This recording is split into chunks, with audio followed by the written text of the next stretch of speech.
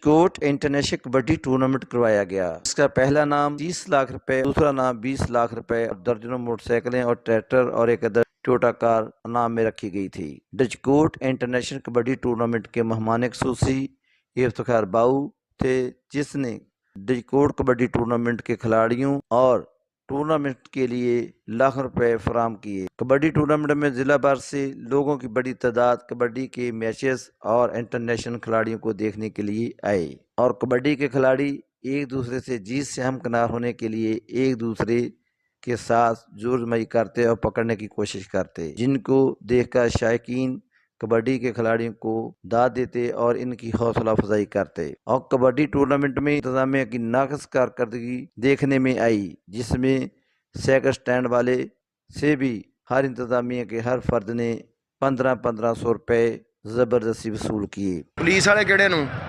पता नहीं सानू केड़ा वीरे ओदा नाम आ पता किन्ने पैसे दिते?